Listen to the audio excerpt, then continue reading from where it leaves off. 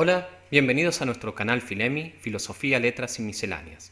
Hoy vamos a ver el pensamiento de uno de los grandes filósofos presocráticos, Parménides. Hay un antes y un después de la aparición de Parménides en el mundo antiguo, pues muchos de los filósofos que le sucedieron, que vinieron después de él, no pudieron mantenerse indiferentes frente a las formulaciones y frente a las aporías que instauró en el pensamiento filosófico.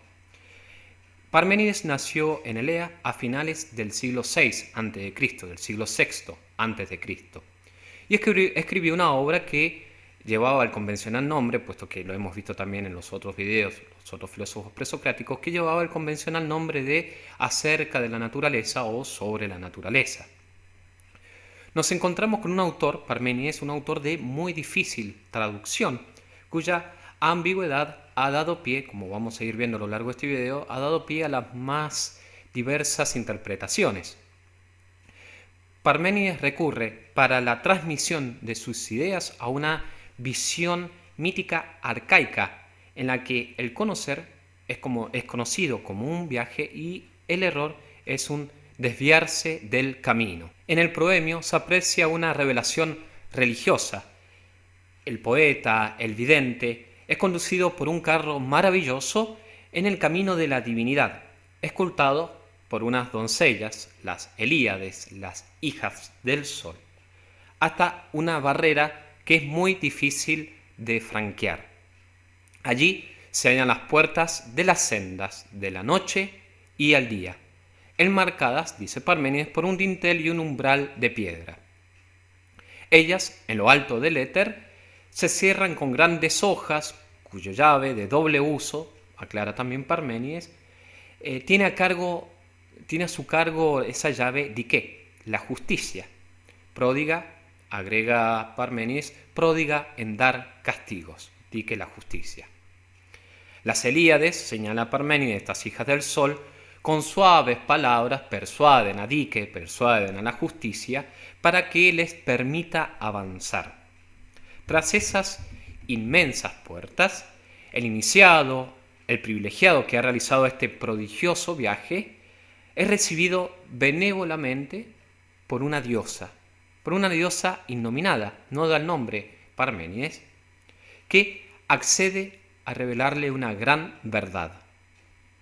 Ha logrado, pues, cruzar esa barrera que se interponía, ese portón, esas grandes puertas que se interponían entre la diosa y ellos, por la asistencia de Dike, de la justicia y de la ley, de manera que su viaje está legitimado y también es un viaje justo. Todo esto intenta mostrar Parménides con todo esto que la búsqueda de la verdad se asocia aquí con una experiencia mística. Hay un dato muy importante, apasionante, diría yo, que ha sido objeto de grandes discusiones y que dada la imprecisión, la inespecificidad del texto parmenidio, no permite todavía a los expertos ponerse de acuerdo en lo que respecta a la dirección del viaje. Hay elementos del proemio que apuntan a un viaje por el camino del sol. Está la explícita indicación de que dejan atrás la morada de la noche y van hacia la luz. Por otra parte, está la mención de las hijas del sol, de las Helíades, quienes llevan el carro. Y además hay otro elemento muy importante que es entre esas que, entre otras numerosas cosas, podríamos decir, pero no la vamos a mencionar para no extender demasiado el video, que el detalle de las puertas que están en lo alto del éter. Ese también es otro detalle por el cual algunos intérpretes se inclinan a pensar que el viaje de Parménides es en dirección al sol. Sin embargo, el problema es que existen también muy buenas razones para sostener que no es un viaje hacia el sol el que realiza el vidente, el iniciado, sino que es un descenso, es un viaje subterráneo. Y es que, como señalara Homero antes que Parménides, los caminos de la noche y del día se cruzan con la entrada al mundo subterráneo. Y también Hesíodo, antes que Parménides, indica que el palacio de ambos, de la noche y el día, se halla en el Tártaro. Esta impresión de que el escenario es subterráneo se refuerza con la afirmación de la diosa de que no ha sido un hado malo, así le dice la diosa al poeta, no ha sido un hado malo el que te ha trasladado, el que te ha traído aquí. Lo que puede interpretarse que no ha sido la muerte la que como el resto de los hombres, es que lo ha situado allí, en ese lugar donde está allí, donde se encuentra la diosa. Además, el epíteto de Dike, de la justicia, como prodigadora de castigos, también hace pensar de que se trata de una divinidad infernal. Todo esto entonces hace pensar dos tesis claramente opuestas. Una que dice que el viaje que realiza el vidente, que realiza el poeta, es en dirección al sol y a la luz, y la otra interpretación que dice que el viaje es en dirección a lo subterráneo, al infierno. Lo que se puede decir es que las dos interpretaciones defienden sólidamente sus tesis, las cuales están efectivamente habilitadas por la ambigüedad de la topografía del poema Parmenidio. Sea como fuere, la diosa cuyo nombre Parménides no desvela, no nos dice, y que será fuente de la verdad que le ha de ser revelada, le dice al poeta, le dice a Parménides lo siguiente: es justo que lo aprendas todo, tanto el corazón imperturbable de la persuasiva verdad como las opiniones de los mortales, en las cuales no hay creencia verdadera.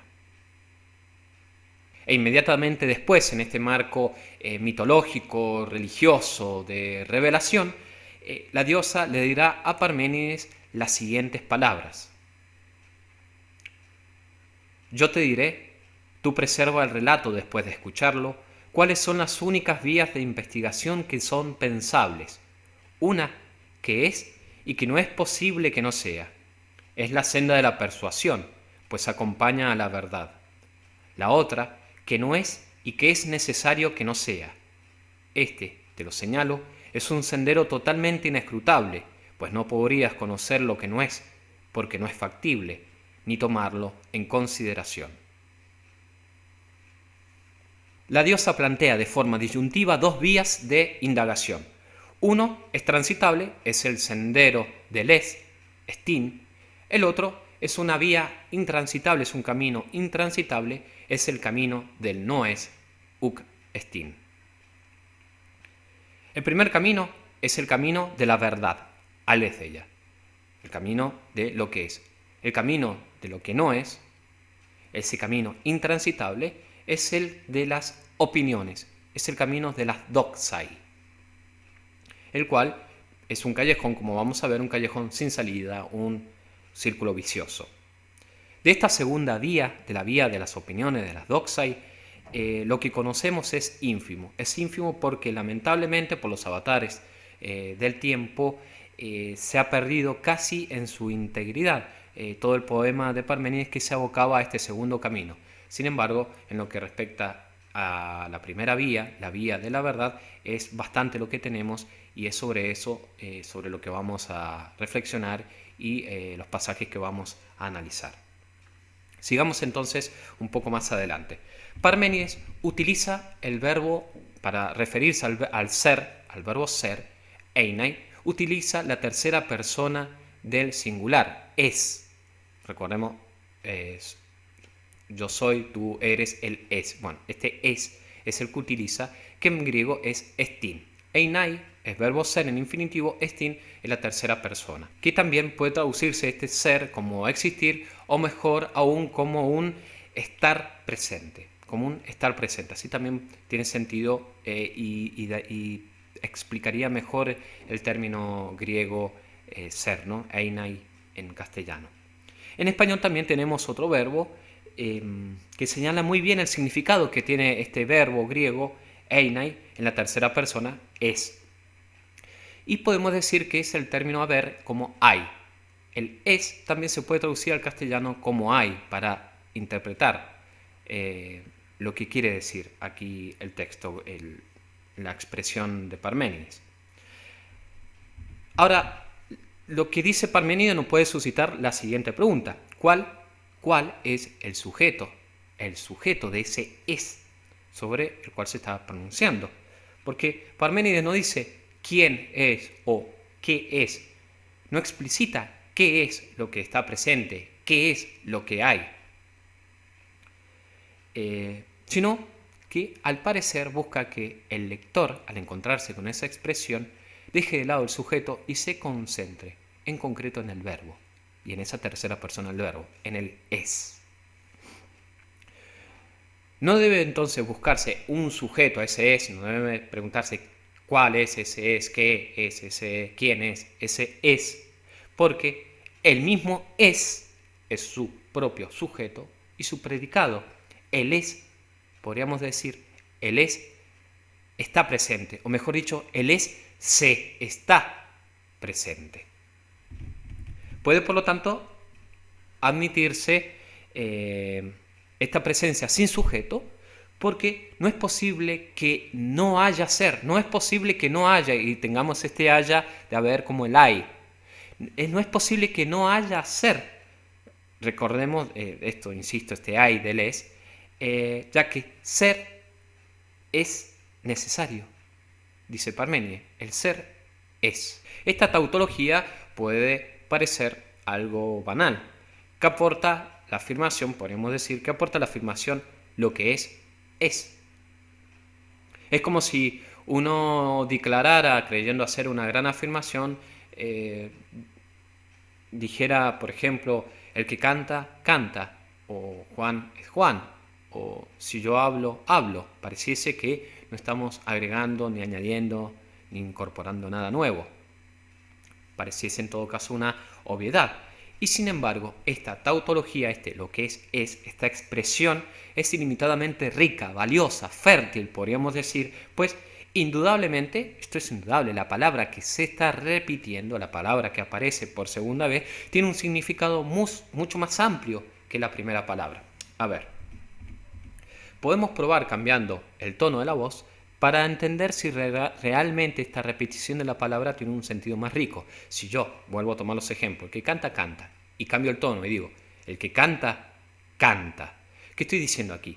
Estoy diciendo que esa persona que está allí sobre el escenario cantando tiene cierto virtuosismo, cierto talento, cierta técnica para el canto, tiene cierta expresión en su canto, en sus melodías, que expresan un sentimiento profundo, que canta de manera bella y afinada, etc. Es decir, cuando yo digo el que canta, estoy diciendo mucho más de una mera tautología, mucho más que una simple tautología. Igualmente, si yo digo, y viste, Juan es Juan, Juan es Juan, cambio el tono, no digo Juan es Juan, sino, y viste, el Juan es el Juan. Aquí, ¿qué estoy diciendo? Estoy diciendo que con este segundo Juan, que en este se reconoce sus propias particularidades, su temperamento, su carácter, su modo de socializar, su modo de comportarse, en última instancia, su modo de ser. Juan es Juan.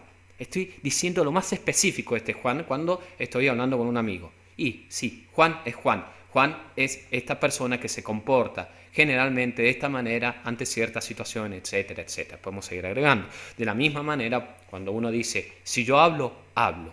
Si hablo, hablo. ¿Qué quiere decir? Y este segundo hablar está diciendo que yo he sido testigo de algo, que conozco la verdad de algo y que no me importa las circunstancias si yo llegase a hablar de ello.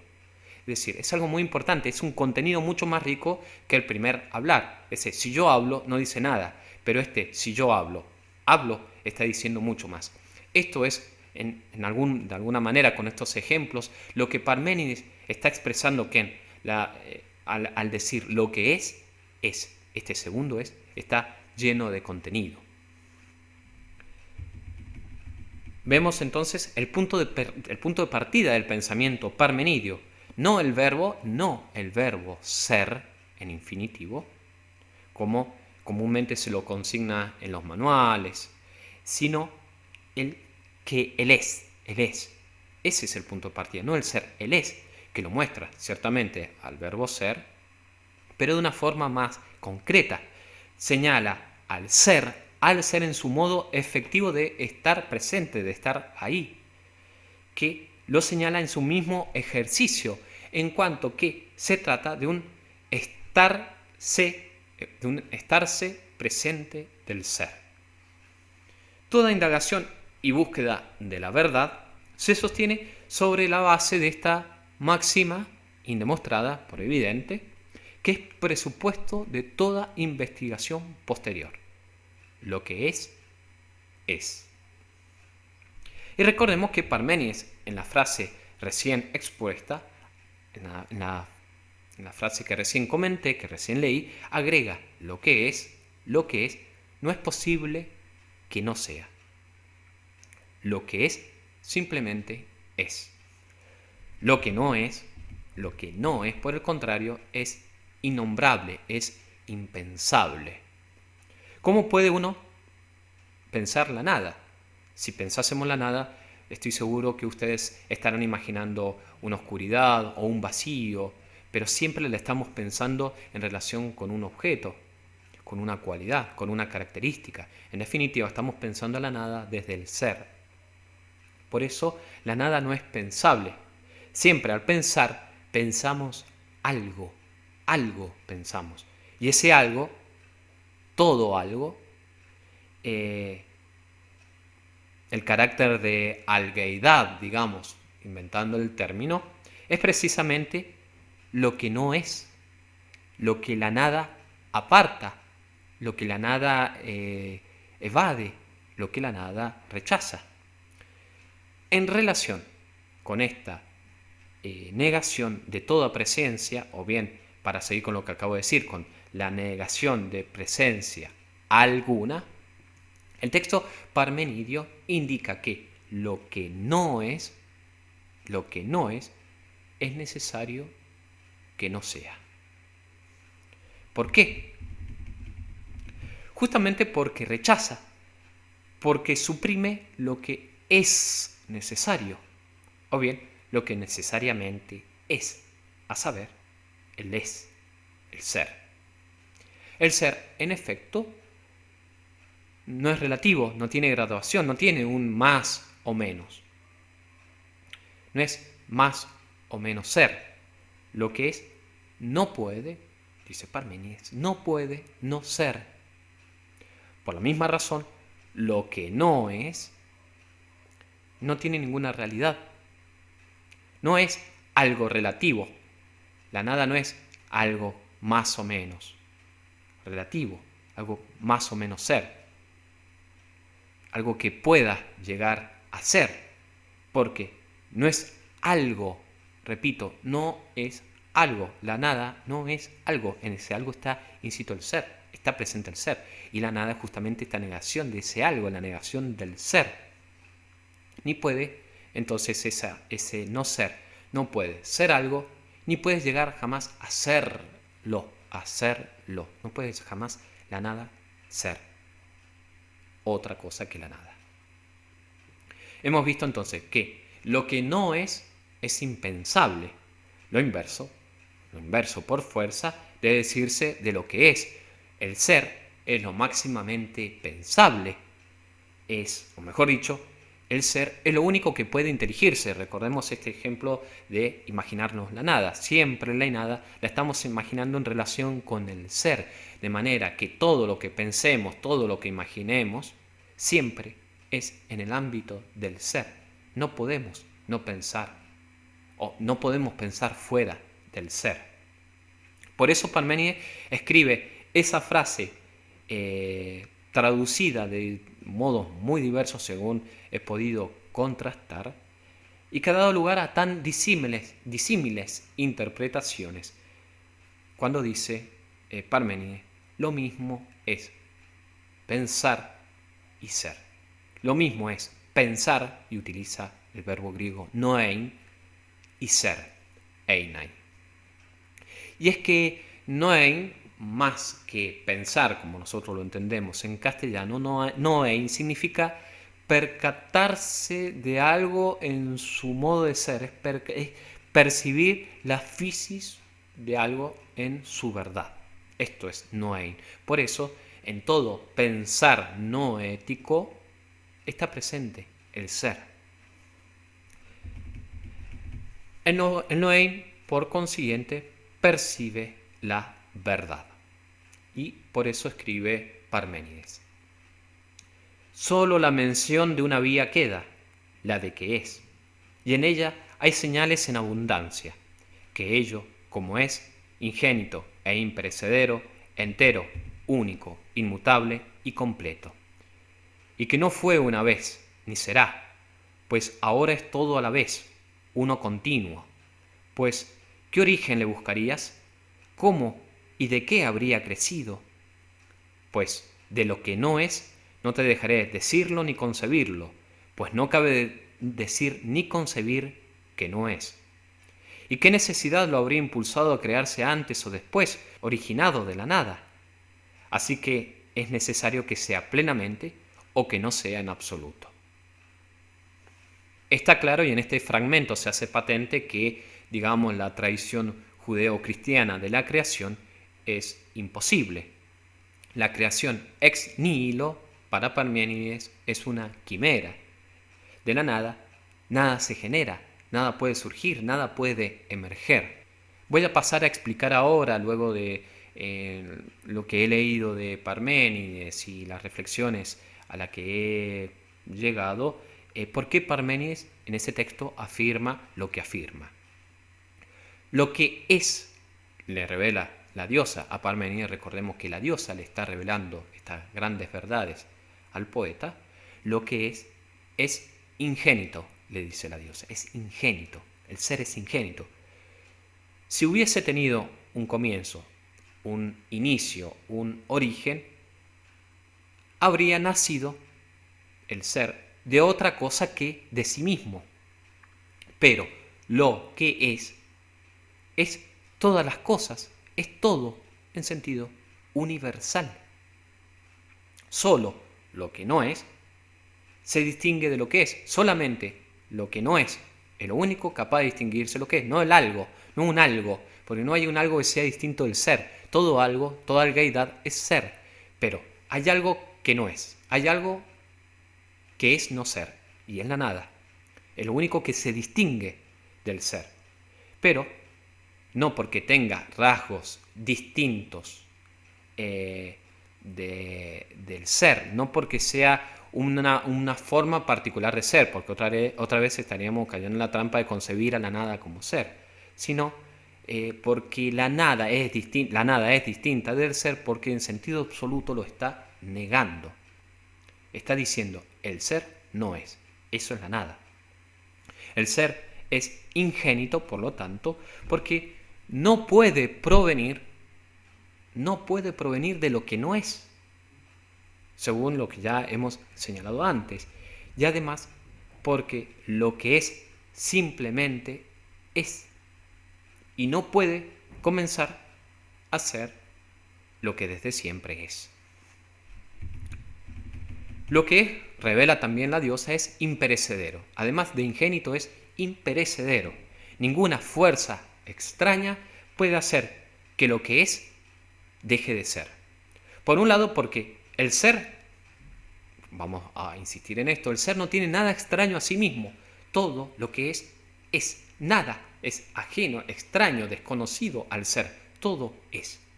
Incluso esa suprema fuerza de aniquilación, si imaginásemos que existiese, se encontraría siendo esa fuerza de aniquilación.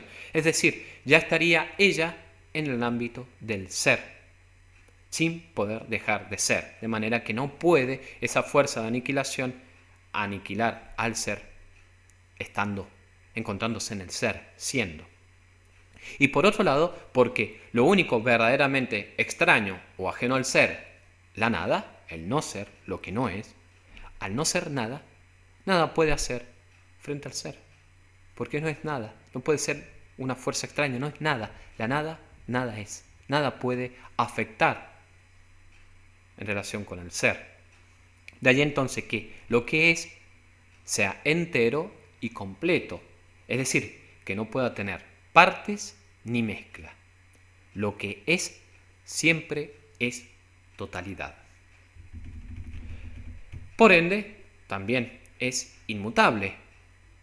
afirma Parménides. Pues, ¿cómo puede cambiar si, por un lado, nada le falta ni carece de nada? El ser no carece de nada, el ser es la totalidad de todo, el ser. Y por otro lado, el cambio mismo ya está comprendido en el ámbito del ser, el cambio está haciendo. Por eso, aunque en apariencia las cosas cambien, el ser no muta, el ser siempre es el mismo, pues siempre es. No por casualidad, Parménides, al momento de referirse a lo que es, usa el tiempo verbal presente, es.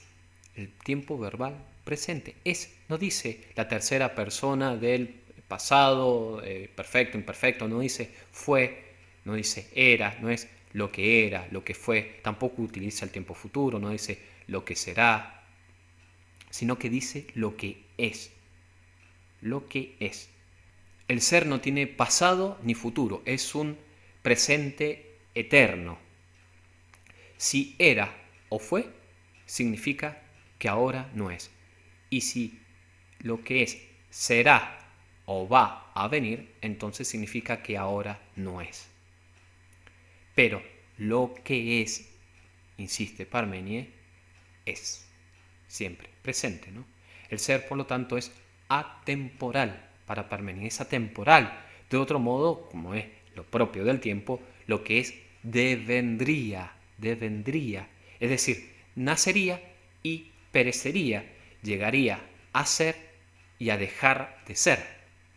En síntesis, en el ser habría movimiento, algo que no es posible de atribuir al ser según todo lo que ya hemos hablado. Por lo general, y conforme con las propias palabras de Parménides, según lo cual el ser es uno, se le ha atribuido a su doctrina, la doctrina de Parménides, una especie de monismo metafísico, de monismo ontológico que la simple experiencia cotidiana reprocha y refuta. Pues cualquiera sea el lugar que se mire, puede apreciarse en todo el cambio y la complejidad de lo diverso, no lo uno, no lo mismo, sino lo múltiple y lo diverso, lo diferente. Ahora bien, según mi lectura y mi interpretación del texto parmenidio, al menos es lo que yo estimo, Parménides entiende que el ser es uno, porque más allá de la multiplicidad de seres, lo siendo, el ser, siempre es lo que es, continuo, es a la vez todo, el ser es a la vez todo. Por eso esa maravillosa expresión de Parménides en relación con el ser, cuando dice, todo está lleno de ser, el ser está todo lleno de ser. Afirmar que el ser es uno puede resultar en una primera instancia, desprendidos de toda esta concepción y de toda esta interpretación que vengo haciendo, puede resultar algo chocante, y así muchas veces se lo ha tratado en los manuales e incluso en algunos videos de YouTube he visto cómo hasta se ridiculiza esta posición parmenidia, que en realidad está diciendo algo sumamente profundo y difícil de entender. El ser es uno porque todo está lleno de ser, nada hay sino el ser. Por otra parte, también es cierto que atribuir únicamente verdad a la vía del ser, dejando de lado como algo simple, como una creencia engañosa, la vía de la opinión, camino en el que se manifiesta la variedad, la alternancia, el movimiento, ha presentado un ser sin fisuras. Parménides presenta aquí un ser sin fisuras, pero también un ser sin vitalidad.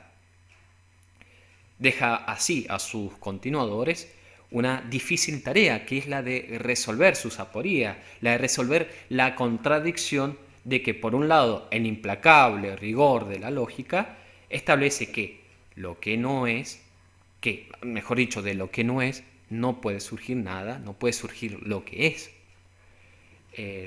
Afirmar que de la nada surge el ser es un absurdo. Esto es lo que muestra con rigor lógico Parménides. Pero, por otro lado, y esta es la contradicción, es indudable, es incontestable que lo que testimonian nuestros sentidos, qué es el cambio, qué es la variación, la mutabilidad, la pluralidad. Mucho más tarde, por eso no será nada más y nada menos que Platón quien retome esta problemática parmenidie y procure dar solución. Bueno, es mucho más lo que podríamos hablar sobre el pensamiento de este genial filósofo, pero me conformo con introducirlo en sus ideas capitales para que si he logrado en realidad entusiasmarlos, ustedes mismos lean el poema de Parménides y saquen sus propias conclusiones y reflexiones. Les agradezco mucho que se suscriban a este canal, que le den likes, que me dejen sus comentarios. Eso nos anima a seguir subiendo videos educativos y a seguir trabajando. Así que bueno, les mando un gran abrazo, espero que les haya gustado este video y nos vemos en el próximo. Hasta luego, chao chao.